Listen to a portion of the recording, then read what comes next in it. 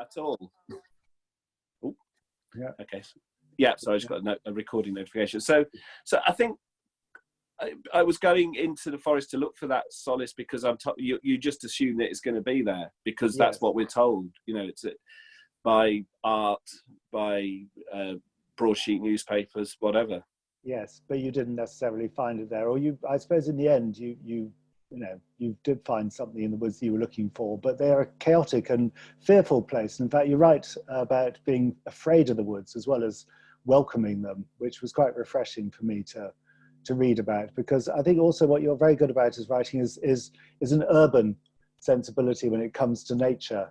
This is the Urban Tree Festival, of course. So were you aware of that when you were writing it, that you were not a kind of just a sort of, I don't know what the word would be, but a kind of just a nature writer, as it were, but you were trying to bring in a lot of other things as well. Yeah, I think there's a dichotomy in a lot of nature writing between the city and the rural, or city and woodland. And I do think in terms of marketing, a lot of sort of nature art and writing is actually made for people who live in cities, and in a kind of binary opposition way. Like, you know, I left London and I bought this lovely farm, and isn't everything wonderful now? Or it was a struggle, but now I feel a lot better. And I didn't want to do that. I wanted to do something that was more complicated, because I don't think the cities and the forests are that different at all in some ways. I think a lot of our Western civilization myths come from a separation of city and forest. Like people became aware of civilization as being something in opposition to woodlands. Woodland was a place of threat and fear and mysterious creatures and people who'd come and chop your head off and steal your money. But at the same time, the reason I love London is for the anonymity and the seclusion and the being hidden. And a forest is exactly the same. Yes. So when Epping Forest, it incredibly butts up against the city. You'll be walking along a street of suburban semi-detached houses or past a block of flats, and then boom, you're in the woodland. It's disorientating. But on the other hand, is it that different? You're still the same person who's navigated across those zones. You've still got the same stuff within you. You're still an urban person. There's no difference at all. And in fact, the forest, as you write about it, as we know, is very affected by human activity anyway. It's not a natural place. It's yeah. I mean, that's one of the things that I found absolutely fascinating about Epping Forest, and why I love it so much now, is that, you know, this is not there's no nature in Epping Forest. It's a man-made landscape. It's an industrial landscape almost. And I was walking in the graveyard near my house, Walthamstow, the other day, and I was like, "What's this tree?" And I looked on my app, and it was a small leaf lime tree. And I was like, "All right, that's what they look like." Because the small leaf lime tree, they think, was the dominant tree species in Epping Forest, according to the pollen record. And there aren't any there anymore. Since the Saxon times, all the small leaf lime vanished because people, through selective growing, or they don't really know, selective felling and so on, changed the forest to be the dominant species now, which are oak, hornbeam, and beech. And they themselves were used and shaped by London. An illustrative postcard, picture I took. This is at Staples Hill near Loughton, a photo I took one dawn morning. And you can see these trees, use a hair clip pointer there, these incredible shapes of these pollarded trees, these trunks with these big old branches coming up. I mean, they're just astonishing looking beings. And those trees look like that because they were cut on a around 15-year cycle by the commoners of the local area for firewood, for fencing, all sorts of things. Hornbeam, particularly tough wood, so that was very good for industrial uses. And so this entire landscape was completely shaped by people, and especially London. The reason there's a lot of hornbeam and a lot of hornbeam pollards is because hornbeam is also very good for bread ovens. It retains a lot of heat. It's a very efficient burning wood. So the demand of London for cogs and things, for machine work, and also firewood for bread ovens, meant the hornbeam was pollarded and dominates the landscape. And I loved that. That was what really excited me, was that there was this, what was supposedly, and that is probably, Epping Forest is probably more nature, in inverted commas, and allowed to do what it wants now than it has been for 1,000 years. Because before it was an incredible ecosystem created by people, in which they lived very harmoniously. And as well as the cutting of the trees, there was a lot of grazing of cattle and pigs, and so on. And then before that, there was the old hunting laws, which were less democratic. But a forest is a place for a king to hunt deer. It doesn't mean a place with trees at all. It's a hunting ground. So I just really wanted to celebrate this incredible landscape that had nothing to do with wilderness or nature as we see it, but it was entirely made by humans working with our fellow species, the trees and birds and wildflowers and so on. And I think it's an incredible lesson about how we are part of the natural world. We're not separate from it at all. Yes, you make it sound, in fact, quite a dark and sinister place, since it stopped being looked after by people so vigorously. So the pollarded trees have been overtaken, or sort of there's been a great rising of holly and birch and everything, which is now having to be cleared again in places. So there's a sort of rewilding going on that isn't entirely welcome to many people. I mean, this is the interesting thing is I was reading just the other week, Buxton, who was a great kind of conservator of the forest, writing about bird species 100 years ago.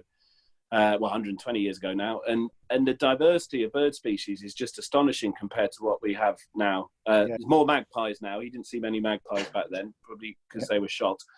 But yeah, the huge amounts of the forest, which would have been woodland pasture with pollarded trees and a lot of wildflowers and grassland and smaller trees coming through, are now just choked with holly. And as you say, holly and silver birch used to be very rare species in Epping Forest, and now there's tons of it. And you'll really notice it, particularly in the winter. The holly layer is very dense and really clogs the view. But even my parents, they came to visit Christmas, and they grew up with the forest in the 50s and 60s. And we were driving up round High Beach in the north of the forest, and they said, God, it's so dark compared to how it used to be. Yeah, that's fascinating. Because of all the holly. And holly is not the most, it doesn't really support that many different species. It's not particularly good species for encouraging biodiversity. So this managed landscape, the artificial industrial landscape, as people might see it, was actually supporting arguably a more diverse no nightingales than we have now. Yeah, no nightingales singing in Epping Forest now, sadly. Not anymore. And there used to be lots of them. I mean, a lot of that I think is to do with the amount of dog walking in the forest does mean that a ground nesting bird is not going to survive really with dogs charging around like they do. But maybe now. I mean, with fewer people in the forest at the moment, are you hopeful with what's happening with the lockdown? Everyone keeps saying we're getting more connected with nature because we've got more time to think, but at the same time we can't actually get out into it. Well, I think what it's really showing with the lockdown is that we need to have nature accessible. I mean, obviously the forest authorities have kind of rightly closed off all the car parks, so people can't drive there because that creates choke points and people using loos and things and gates. But I've been up there quite a bit on a bike, and without the forest there, I imagine everyone is. We feel very constricted to our local area, which is particularly odd if you're living in a city to suddenly feel like you're in a tiny village of around, half a kilometre radius. It's a really odd feeling. The whole point of cities is you can zoom across it and go to all these different bits and see different communities and different people.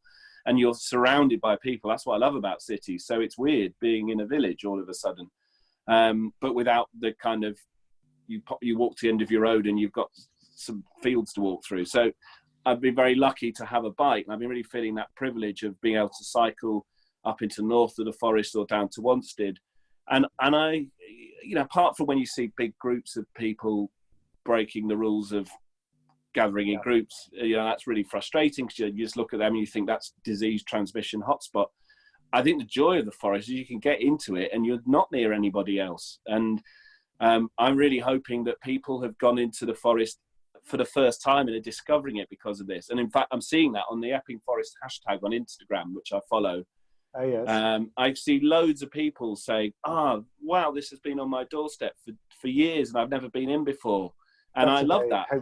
That's a very hopeful thought. Yes. Yeah, yeah, and I think, you know, my uncle lives up by the forest in Thaden Boys, like right opposite it, and he's been saying in recent years he's been seeing a lot more young people going, all looking at their phones, and I think this is great. I hate this idea that, you know, we should go into nature and leave our screens behind. This is rubbish. I've got my plant app is amazing in the forest. Very good. I like doing recordings, taking pictures.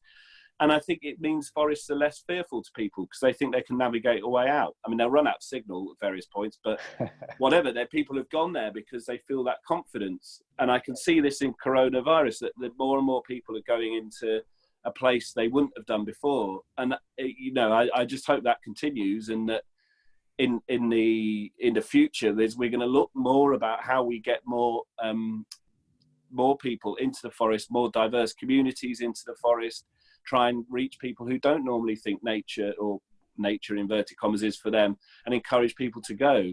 Because it is quite startling sometimes in Epping Forest that you're near, you know, they call them the hot spots or honey spots, the corporation, where it's literally brown car parks. People get out of the car and do a short walk and get back in. And a lot of the time you'll go up there and the only people you see are walking dogs. Yes. And I think, you know, it's fine. Having a dog gets people out of the house for exercise and it's good for mental health. But on the other hand, I would like to see more people out there. I think, you know, this space was saved for the people of London, and I wish more people of London went into it. And there were more people there. I don't believe in trying to keep people away from nature so it's better for ourselves. You know, I want more people in there. The more people that experience it, the more likely it is to be saved. Exactly. Yeah, which is what happened in the 19th century, was just that with the railways going out to Chingford and Loughton and Buckhurst Hill, more and more people from the East End were visiting the forest.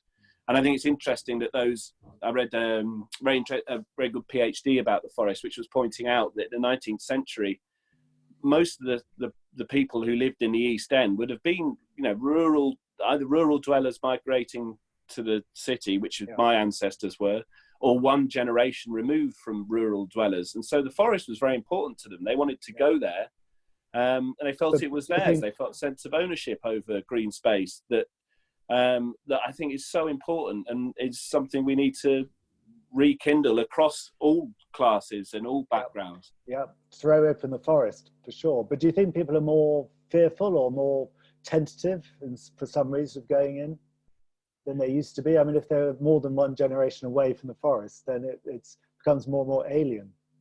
Yeah, I think people are, because they've seen things like Blair Witch Project and so on. Yes. I think that people are more paranoid. When my dad was a kid, he was allowed to go up into the forest by his primary school to play. That was they kind of used it as a playground. I mean, you can't imagine that happening now with kind of pedo panic and everything. Yeah. So yeah, I think, you know, I talked to a forest keeper who did a lot of outreach work, and she said, you know, parents would be afraid to go into the woods because they'd seen David Attenborough films, and they thought that it was, you know, it's interesting. I thought it was very interesting, actually, something that we see as being a really positive, you know, look at the environment. Yeah. That some sort of Attenborough film about the Serengeti actually put this woman off going into the Epping Forest because she thought that's where tigers and monsters, you know, crazy creatures live. Yeah. So, you know, I think there's a huge amount of work to be done in education, in also, you know, things like making the forest more accessible physically. They've done a lot of work in recent decades making the main paths, you know, wheelchair accessible and bike accessible and things like that. But, you know, there's always more that can be done to make areas work for everyone who needs to use them. Yes, sure. So, Luke, it'd be really nice if you could do a quick reading from the book before I ask you some more questions about different aspects of it. Yeah. You've got one ready, haven't you? Yeah, I've got one, which is actually going on from the kind of Londoners in the Victorian period, using the forest for their edification and kind of what actually happened. I'm not done one of these Zoom readings before, so I'm not sure if I'm looking in the right direction or whatever. Here we go. I'll just go for it. Just go for it. It's 2 or 3 minutes, yeah? Yeah, about that, I think. Epping Forest has no rules aside from those which were imposed upon it in the form of bylaws, marked up on boards around the car parks. Yet more powerful even than these are the unspoken societal codes as to what constitutes appropriate behaviour within nature. The idealised view of nature often has at its heart a desire to push away other people. It's claimed that this is for the good of the hillside, the forest, or so on, but really it seems as if it's for the good of the individual. It's often as if, in a beautiful place, you're in a queue of others waiting for you to get out of the way so they might take a selfie or gain maximum edification. The Epping Forest Archives offered up a sensational array of the human stories that had played out under its cover in the century and a bit since it was protected for the betterment of the people of London. But these citizens hadn't done what they were supposed to and used nature to cleanse the dirt from their supposedly modern minds. Epping Forest was saved for the people of London, but London couldn't help but keep breaking through, disrupting nature with a human instinct for dirt, vice, volume. The appearance of so many Londoners in the forest had caused consternation among locals in what had previously been a fairly remote and rural area. In June 1875, the East London Observer complained that visitors enjoy the scenery less than the mild ale or other strong potions available in the local inns, while some of them make night and day hideous in their going and returning. Children from the East End were taken to the forest for health and improvement, but they'd be followed by locals with water carts, washing the streets behind them. The Victorian popular press devoted column inches to the nightmare of what they called rowdyism, printing vicious tirades against working class visitors to the forest. Much of this was a reaction to the physicality of the people, their perceived baseness, their dirty bodies and minds corrupted supposedly by poverty and sin. But what had been done there over the centuries was ambiguous and varied. The forest and newspaper archives tell of riots, unlicensed preaching, political agitation, robbery, drunkenness, illegal gherkin sellers, poaching, blinding songbirds to use them as decoys to attract and then cage boar, gambling, prog rock concerts, female boxing, children trampled by donkey derby gone out of control, dogging, Wiccan rituals, biker meets, an unnatural act with a sheep near Debden, poaching, crazed Aunt Sallies, perverts on bicycles, teenage catapulters of swans, and the first motocross race. It was a history as vibrant and wonderful as that of any city in the world. So that's, yeah, that's just the stuff in the archive about what was going on, and particularly on the bank holiday fairs in the forest in Chingford is just astonishing. And you see elements of that today. I worked last year as part of Waltham Forest Borough of Culture with Kirsteen McNish and we curated a programme of arts events in the forest, one of which was a sound installation. Mm-hmm. And we did a 20 by 40 metre ecological survey of the forest, counting all the tree species and what insects were there and grasses and so on. But in that 20 by 40 space, we found booze receptacles dating back from sort of that period, the mid-19th century, lovely glass bottles, right up to old-fashioned pull-off ring can beer things. There was empty condom wrappers. There was all sorts, and it was just kind of incredible that even in this tiny bit of the forest, there'd been all this going on. And most of the litter, wasn't really doing any damage. One bottle had even buried in the ground and had become a kind of terrarium with all these incredible small plants growing within it. It'd become its own habitat. Well, as you say, Epping Forest is known to the locals as Effing Forest. Effing Forest, exactly. Yes. Yeah, I've got mates who grew up round this way in Walthamstow, and there's the bit in Snaresbrook where there's the gay cruising area, which I write about in the book, and then they would go in the forest to get stoned at lunchtime. And then there was the cruising area. You wouldn't go in there, and there was all these sort of different unspoken areas for misbehaving in. Yes. And I find that fascinating. Fascinating. And the forest is a welcoming place from that point of view. I mean, yeah, and those are difficult places, and that's one of the real themes of the book. Is I'm kind of glad that the cruising place exists, because it's where men who are really persecuted and oppressed by culture can go and meet, but then that has repercussions for their private lives. It makes the forest unwelcoming to women or families or so on. All of these things are incredibly complicated, and that's what I was really trying to get across, is just how muddled and how complex these places are.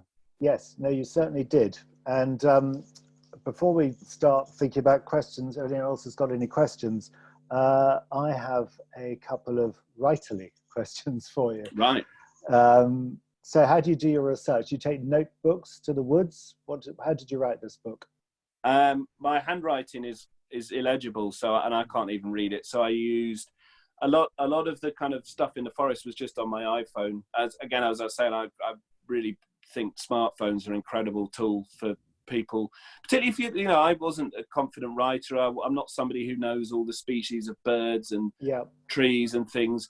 And I think that aspect of writing and nature writing, or trying to find your way into writing, can be really intimidating. You think, I have to have a nice notebook, I have to know all the species, and if I don't, I'm in some way a fraud. It's like that, and I found that difficult. But actually, just to have your phone where you can take notes in Notepad and take pictures and use these apps to identify things is absolutely incredible. I really say to anyone who wants to do write about nature, because it is a utterly rewarding thing to do, to just kind of, just for your own personal memories of days and times and how you're feeling. Ignore all the stuff about having to learn all the names of everything. It's all on an app. I mean, it's just do it. Just do it cheap. It's fine. I find that with the book, if I was stuck on writing a bit, and I knew kind of the time that I was writing about, I just went through my photo dump in Dropbox and just went through, got to the right day and looked at the pictures, and that hit the memories back. I think that the phone was just such an incredible way of a tool, really, a writing tool. And then the archives, I'd say to anyone who lives in London, the London Metropolitan Archives are amazing. You don't have to be writing a book or anything to go there. You can just turn up, show them a gas bill or whatever, and then you can go and call up London's history. Where are they? It's in Clerkenwell. Okay. Really lovely place, but slightly bad tea in the machine, but it's just an incredible resource that's open to all. There's all these places that are very democratic and places you can go to research things, or just pootle around and find out stuff you find interesting. Yeah, I mean, your book is very deeply researched when it comes to the local history of Epping and so on, but I also found it very refreshing that it wasn't overladen with the names of species that I didn't recognize or felt I should have known, etc. Good. Yeah, no, for me, that was a great relief. Are you a fan of nature writing generally? Did you read a lot of nature writing? Do you have current favorites? I sort of am with reservations, to be honest. I think there's a lot to be, so there's, somebody came up with the idea of the lone enraptured male as the kind of archetypal nature writer, and that was something I had very much in mind of going, God, I don't want to do one of them. I think since Thoreau and his pond, there's been a lot of nonsense in nature writing, and that and then the romantics, and sort of great pontifications and eulogizings and everything. And I really wanted to avoid that. And I think actually what's weird with the idea of nature writing is it exists in all forms of writing. Like my great pleasure is to read Patrick O'Brien's novels about Jack Aubrey, the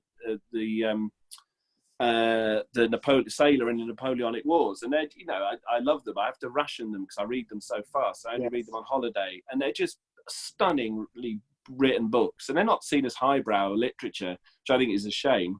But the writing about landscape and nature in them is astonishing. Places that he'd never even been to, Patrick O'Brien, but he really captures the sense and the senses and the feel of these places around the world, and also the absolute terror of weather when you're on a wooden ship thousands of miles from land.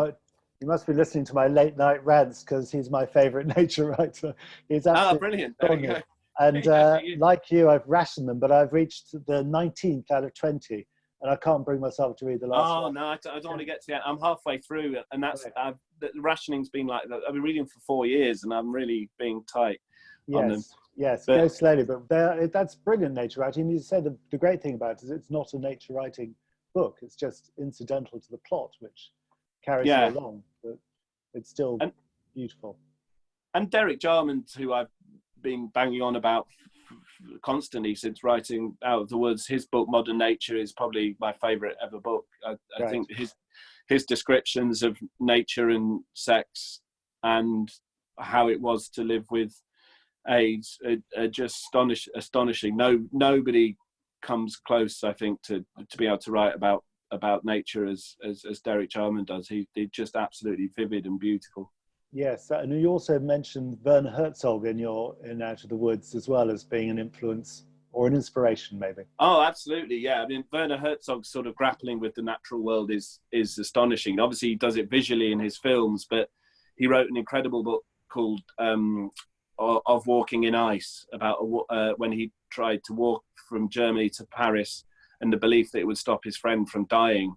And it's just this, it's that thing with Werner Herzog where it's so unrelentingly miserable that it's funny, this sort of dolorous tone. But again, his descriptions of landscape are brilliant. And particularly his view of kind of the fact that nature doesn't care. There's no, we put so much sentiment into nature when it comes to art and sentimentalize it, and it doesn't care. It just exists, and there's no morality to nature, is a line in the book. And there's a brilliant scene you can watch on YouTube where it's Werner Herzog in the jungle with his moustache, talking about the overwhelming power and savagery of the jungle, and it's hilarious. But I think he's spot on. There's just no sentimentality at all. Yes. It was interesting. I was looking out the window here earlier where we've got bird feeders, and there's there's a lot of fledglings around at the moment, and there was a sparrow fledgling. And it was just sat there, and a starling came down, and it just went to the starling to be fed. It doesn't care. There's not its mummy bird. There's no mummy bird, baby bird. It's just like, there's a bee, feed me, and the starling just bashed it out of the way. Wow. And I find that kind of quite reassuring and enlivening, that we shouldn't be sentimentalizing nature. It just exists around us. So we should respect it. Yeah. And care for it, and not be destructive, but work within it, and not turn it into some sort of twee fantasy escapist place for us to exist in a very transactional way. Yeah, that's brilliant. Well, that's a good moment for me to ask it is. If anyone's got any questions, I have many more, so fear not. But if anyone's got one, you can write one. I think Paul is fielding them. And I'm going to ask you a tree festival question while we're here, which is about your favourite trees. Do you have a favourite tree species, a favourite individual tree, maybe? That's a good question. I actually have. There's at this time of year, I have a love-hate relationship with the London plane tree. I actually wrote a piece for the South Bank Centre's tree exhibition, which was amazing, but unfortunately is now closed, obviously. But I remember when I first moved to London, it was when I first knew about pollarding, really, because I lived on a street with London plane trees. And suddenly these blokes came and just whirled up them and just chopped all the branches off. And I was like, goodness me, this is a bit harsh. Why are they cutting down all these trees? And of course, in matter of weeks, they were sprouting new growth. And I didn't know about pollarding. I must have been 21, 22. I didn't know about pollarding before then, or cutting trees that is good for them and is a really brilliant thing to do in a cityscape. So I love that about London plane trees, and I love how they clean the air. I really don't like at this time of the year the fact that they're just attacking me. If you've ever looked at, if you Google London plane tree pollen under a microscope, it's a really brutal spiky ball, and they just come in my eyes and make me weep. So I love that. There was a really interesting article recently, actually, that a few few places wrote about how urban planning meant that they planted the wrong gender of trees. And Yes, actually, if they right. planted female trees, none of us would have this appalling hay fever in cities that we now have, and made worse by the fact that all pollen particles also contain pollution. So yeah, we should have planted women trees. Absolutely. And then I read some interesting articles like that as well. There's a sort of fear of sexuality in there as well. They just planted a whole load of male patriarchal trees all the way down, assuming they would not fruit. Yeah, these sort of Jezebel women trees that were dangerous, corrupt the morality of the people if there were women trees over it. I mean, some of the stuff, to be honest, that I found while researching this about 19th century theories around nature and sexuality were kind of bizarre. Just how misogynist they were, and so on. It's quite incredible. Yes. So I'm sure we've got some questions, Paul. If you're there, I can probably read some down the side. But I can see one. I don't know if this is okay. One just popped up then, actually. Yeah. What happened to the man in the forest? Because of course, the man in the forest is a key figure in your book, who's a kind of wild man living in the woods. I'll let you say. Yeah. So the man who lived in the forest I met him via my uncle and auntie in Baden, and he'd gone to the forest after trying to kill himself, and he couldn't kill himself. He couldn't bring himself to do it, and he thought if he went to the forest or just kept walking, he wasn't planning to go into the forest, he'd be able to do it once his medication wore off. But it never happened, and he ended up living in a bush in the forest, and I spent some time with him, and he was an incredible character because, for him, the impact of the forest had been so profound that it had saved his life. And some people, usually men who played golf in southwest Essex, did not like him at all and thought he was mad. Other people, usually women, and there was quite a divide, thought he was just a nice character, and I loved him. He was he had a completely different perspective on the world as anyone else, but he no longer lives in the forest. He's now in a home. I hope he's all right. I'm not heard for a while, but he was in sheltered accommodation now. Right. Yeah, there's some lovely advice from him. I wrote it down. He said to you, well, maybe you should just plonk yourself in the forest for a while. Yeah, exactly. It's good life advice. Yeah, and I realised I couldn't. Yeah. Yeah. Here's another one from Emily Robertson. Hi, Luke. Have you noticed whether there is much intersection of wildlife, nature, and LGBT plus communities? I'm hoping to find out some good ways to connect my two passions. That's a good question. I'm not sure about communities. There's an increased amount of writing by LGBT people on nature. There's a independent press who did an anthology of queer writing on nature recently, and I can't remember their name, I'm afraid. I'm very sorry, but I'll try and find out, and I'll put it on my Instagram stories. There's a writer called Sean Hewitt who's got a new book called Tongues of Fire out, poetry collection. I think there's a lot more LGBT writing coming through around the natural world, which is really positive. I'm not sure about specific groups, though. I'd be interested to know if there were kind of walking groups and things like that. I imagine there must be out there somewhere. I imagine there must be, but I don't know. There's a question here from Andrew. Of all the many people you encountered in Epping Forest, who left you with the strongest memory? Perhaps that's the man in the forest. Probably the man in the forest. Yeah, I think so. And probably the people who I work with at the Epping Forest Conservation Volunteers, who, oh, hello, is there? Sorry, disappeared. You've come back. Thank goodness. The people from the Epping Forest Conservation Volunteers who go up every week in normal times to work clearing some of the holly and saplings and so on to kind of try and restore the urban woodland pasture ecosystem. Absolutely lovely people, and they left a very profound impact on me, because it was by doing that I really got to grips with what the forest meant to me. And I'd recommend anyone who does that. It can be quite controversial. Some people really don't like conservation groups, don't think we should be cutting anything down or anything. Yes, you look like you're chopping down trees all the time, of course. Yeah, I mean, there's a very primal thing, I think, with humans, that cutting down trees is incredibly satisfying. You know, it really is. Less satisfying when you walk, particularly holly, because you chop a load of it down and you clear this huge space in the forest and all the light comes in, and then a year later you walk through and it's all come back. Yeah. You know, you can't keep trees down. You really can't. Here's a question that was a little bit like mine, but I wanted to hear more about it anyway. Hi, Luke. When you started, it's from Vicky. When you started writing the book, did you envisage how personal it would end up being, or did it evolve as the book progressed?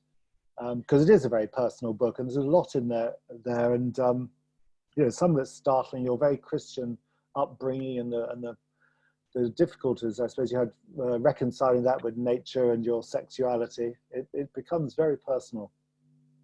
Yeah, I definitely didn't want it to be like that at first, but then I was writing a column for the Caught by the River website, which I'd recommend anybody listening reads, because I imagine you'll like it. And that column started becoming more personal, and then people seemed to kind of really connect with that. And that started leading it in that direction. And I did feel that the aspects of the book around bisexuality, I'd never really read anything around bisexuality that I ever connected with or felt spoke to me, and I sort of thought there must be lots of people like me, and must be a lot of younger people who are confused by this and don't feel there's any voices for them, and somehow that managed to feed in. And then aspects around kind of recovery from sexual abuse, which, you know, it doesn't seem like it's logical to put in a book that's a history of a forest in a way, but it ended up being there. Yes. And I think, I don't quite know how it all happened. It just sort of did. It's odd. And once I'd started, I think once you start putting personal stuff in, then you kind of keep going and keep going. And I mean, I didn't want it to be gratuitous, and there's definitely a lot of things I left out. But I felt, is this useful?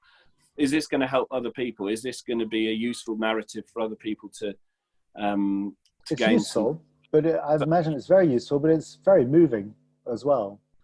And I really I love what you wrote about Christianity, and you are the son of a preacher man. No less. Yeah.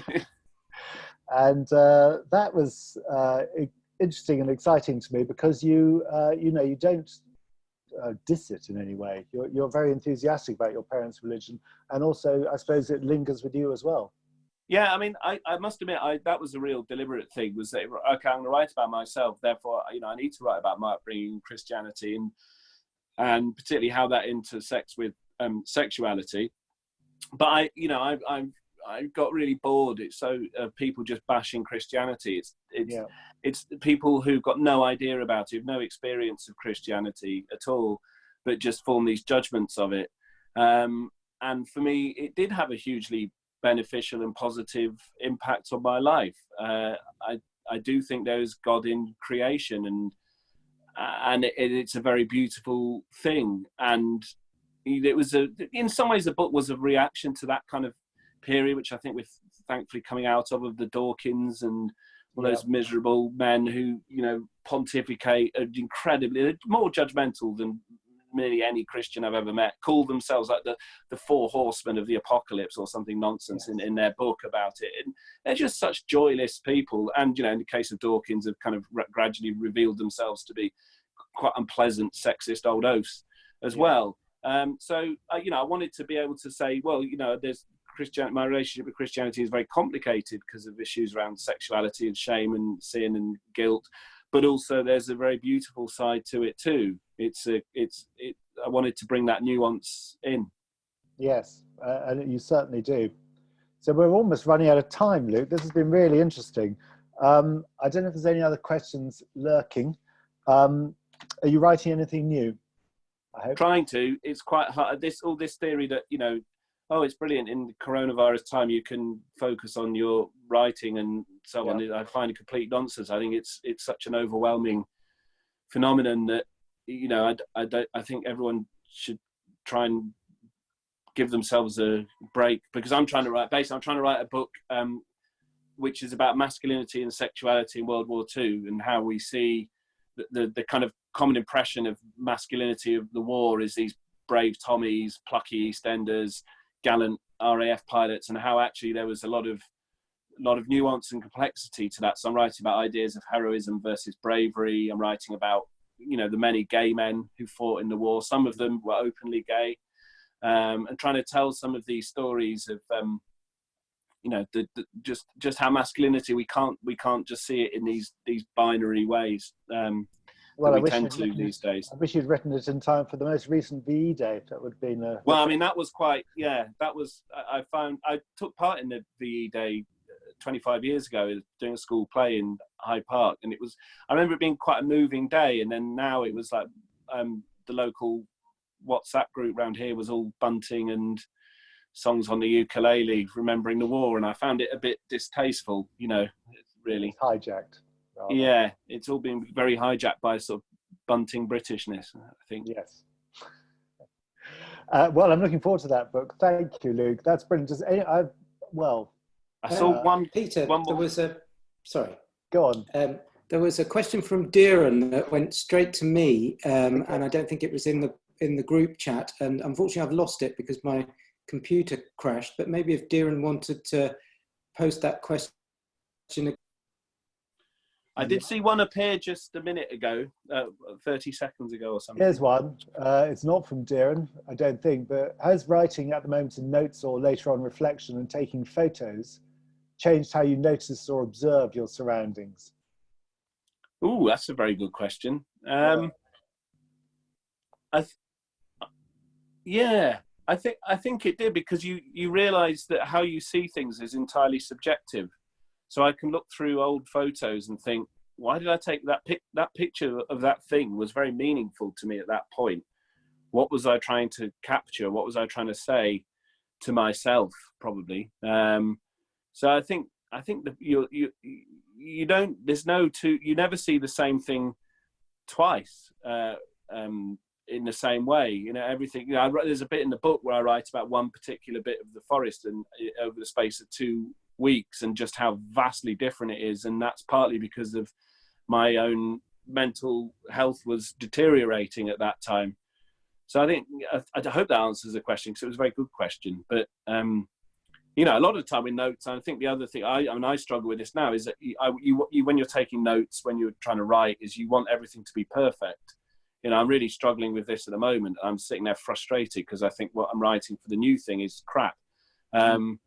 And there's some writers who are quite happy. Oh, it's my process. I write 10,000 words and throw away 9,000. And it's like, well, yeah, right for you, J.G. Ballard. You were doing this for quite a long time. The rest of us, when you're starting out, when you think, you know, am I going to be able to, you know, words are a limited resource in my head. Am I going to be able to create good words? And, you know, and these words are precious, but they're also rubbish.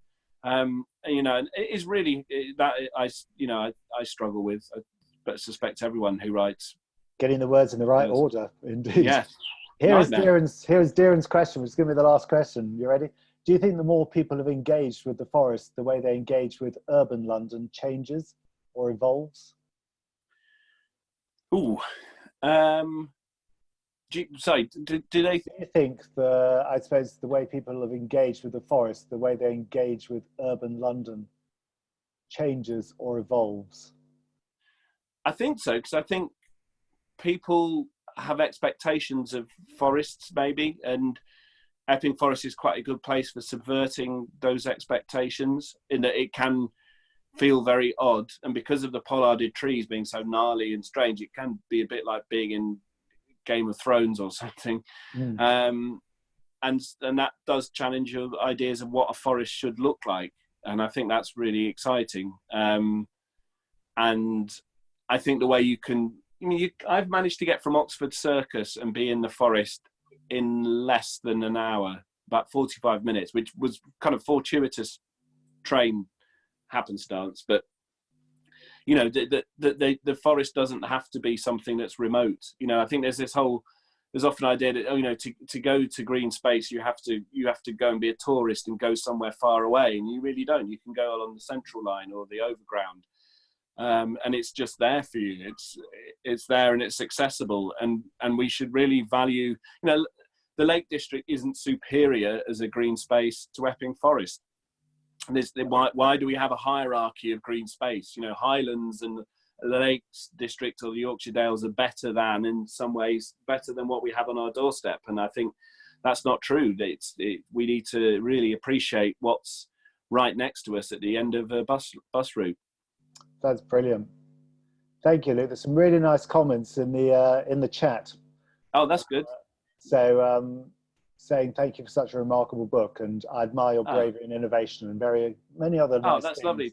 Thanks very much, everyone, thank you for tuning in, and thanks to Peter for the questions, and all the Urban Tree Festival people as well. It's been really good fun. I wasn't sure how this would be being interviewed on a Zoom, but there you go. To be honest, but it's been brilliant. Thank you. Thank you very much, everybody. Thank you, everyone. I think Paul will sign us off, probably. Okay. Yeah. Well, I'd just like to say thank you to Luke and Peter as well. And that was the first book club. It went really, really well. It was obviously very engaging. Thank you, everybody, for joining. And just a reminder that if you're able to make a donation, we'd very much appreciate it. And there are some links in the chat for that. And hopefully we'll see you at the next two book clubs, which are on Wednesday and Friday.